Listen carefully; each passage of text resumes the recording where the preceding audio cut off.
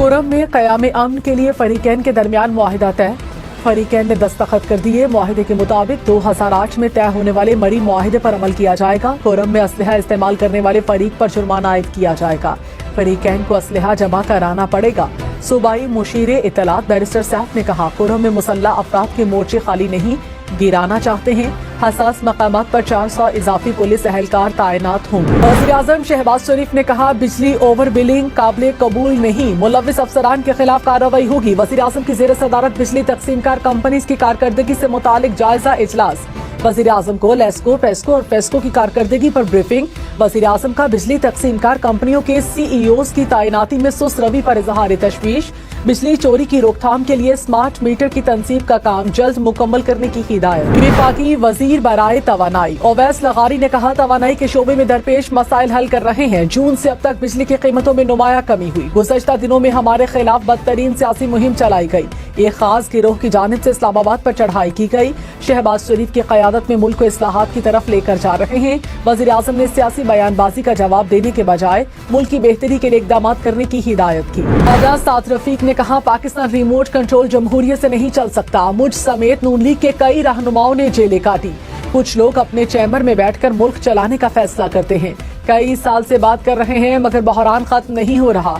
मिसाके जमहूरियत को नुकसान पहुंचाने में साबिक जजेस बानी PTI मुलव्विस थे। मलिका कहसार मरी में फिर बर्फबारी। रात की बर्फबारी के बाद वीकेंड पर सयाहों की गैर मामूली तादाद ने मरी का रुख कर लिया। गलियात और गिरदो नवाह में भी बर्फबारी। शिखर आजाद कश्मीर की वादी लीफा में बर्फबारी से ट्रैफिक जुज़वी मुतासिर। मुल्क के शिमाली और बालाई इलाकों में शदीद सर्दी की लहर। दर्जे हरारत मनफी में चला गया। आबशारें, झरने, झीलें जम गई।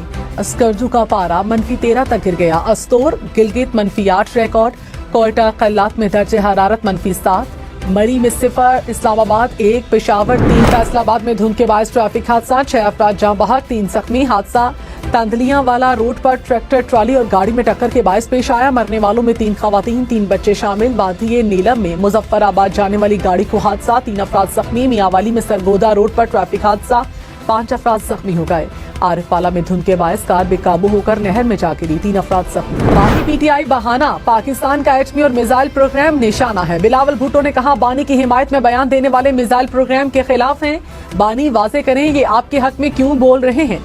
बानी PTI को खुद इन लोगों की मजम्मत करनी चाहिए। तासुर है ये ऐसी हुकूमत चाहते हैं जो हर चीज पर सौदा करे। इनकी ख्वाहिश है कि किसी मुसलमान मुल्क के पास एटमी ताकत न हो, ना एटमी ताकत पर सौदा करने दे, ना मिसाइल प्रोग्राम पर।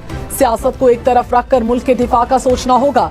गड़ी खुदाबख्श में बेनजीर भुट्टो शहीद की बरसी पर खिताब। तर्जुमान पाक फौज ने कहा, एक सियासी जमात की नवंबर साजिश के पीछे सियासी दहशतगर्दी की सोच है। रेंजर्स और पुलिस एहलकारों को शहीद करना एहतजाज नहीं, सियासी दहशतगर्दी है जिसकी इजाजत नहीं दी जा सकती। वजारत दाखिला बता चुकी, पाक फौज का पुरतशद्दुद हजूम से सामना नहीं हुआ।